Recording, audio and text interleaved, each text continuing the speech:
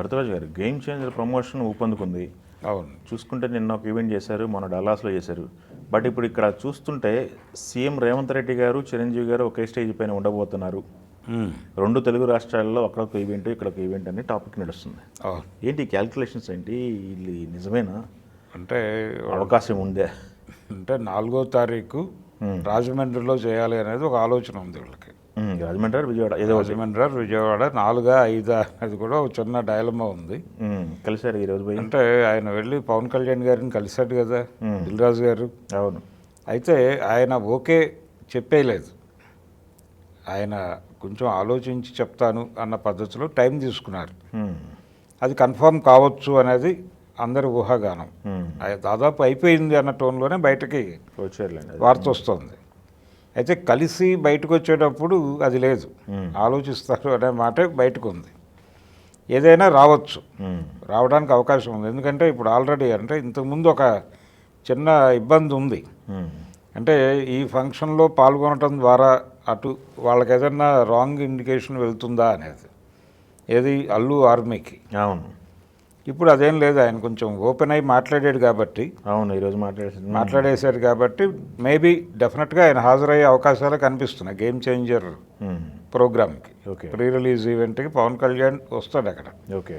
అలాగే తెలంగాణలో జరిగేటువంటి ఈవెంట్కి సీఎం గారిని ఇన్వైట్ చేయాలి అని దిల్ రాజు గారు అనుకుంటున్నారు.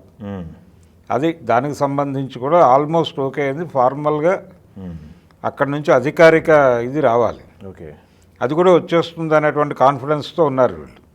ఒకవేళ సీఎం రేవంత్ రెడ్డి గారు వేదిక మీదకి వస్తే చిరంజీవి గారు కూడా ఉంటారు అనివార్యంగా. నిన్న ఇండస్ట్రీ పెద్దలందరూ వెళ్ళి కలిసినప్పుడు చిరంజీవి గారు వెళ్ళలేదు, ఇవన్నీ చర్చలు జరిగినాయి. అవును. ఇప్పుడు అవన్నీ వెళ్ళిపోతాయి. రెండోది, రేవంత్ రెడ్డి గారికి ఈ మీటింగ్కి ఈయన కనుక ఇన్వైట్ చేస్తే ఆయన వస్తారు. ఎందుకంటే ఒక పాజిటివ్ సైన్ ఇవ్వాలి అని అనుకుంటున్నాడు ఆయన. అవును. రకరకాల స్పెక్యులేటివ్ న్యూస్ సర్క్యులేట్ అయింది, ఏది సంజయ్ థియేటర్ ఇన్సిడెంట్ నేపథ్యంలో. అఫ్కోర్స్ 1 year నుంచి గవర్నమెంట్ ఏర్పడిన దగ్గర నుంచి ఇండస్ట్రీకి వ్యతిరేకమని ప్రచారం, ఇండస్ట్రీకి వ్యతిరేకమని, తర్వాత ఇక్కడ నుంచి ఏదో ఆంధ్రాకి షిఫ్ట్ అయిపోతున్నారని రకరకాల కథనాలు రాసేశారు. అంటే వాస్తవమా అవాస్తవమా అనేది అంత సంబంధం లేకుండా బిట్వీన్ ది లైన్స్ వెళ్ళిపోయి రాసేయటం అనేది ఎక్కువైపోయిన సందర్భంలో ఇవన్నీ దొరికినాయి. అలాగే చిరంజీవి గారు ఎందుకు రాలేదు, ఇప్పుడు రకరకాలుగా ఆయన ఎప్పుడూ జగన్మోహన్ రెడ్డి గారి గవర్నమెంట్లో వాల్తేరు వీరయ్య 200th డే ఫంక్షన్లో మాట్లాడుతూ చిరంజీవి గారు మాట్లాడినటువంటి కొన్ని వాక్యాలు తీసి దాన్ని మాట్లాడింది. ఇప్పుడు తెలంగాణ గవర్నమెంట్కి సింక్ చేస్తూ మాటకు మాట అని వీడియోలు చేయటం, ఈ గోలంతా పెరిగిపోయింది. పెరిగిపోయి ఈ గందరగోళానికి ఫుల్ స్టాప్ పెట్టడం కూడా అవసరమే ఆయనకి. అందుకని ఈ నేపథ్యంలో ఒకసారి ఆయన ఇండస్ట్రీ ఫంక్షన్లో ఒకసారి కనిపించి మాట్లాడితే ఒక పాజిటివ్ సిగ్నల్ పెడుతుంది, ఒక భరోసా కల్పించినట్టు అవుతుంది పరిశ్రమకి. అలాగే జనంలో ఉన్నటువంటి రకరకాల సందేహాలను తీర్చినవాడు అవుతాడు ఆయన.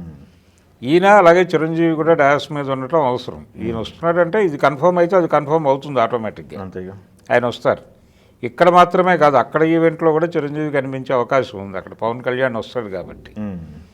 So game changer promotional activities ఇప్పుడు తెలంగాణలోను ఆంధ్రాలోను ఇంకొక ప్రయోజనాన్ని కూడా నెరవేర్చే కార్యక్రమాలుగా మారబోతున్నాయి.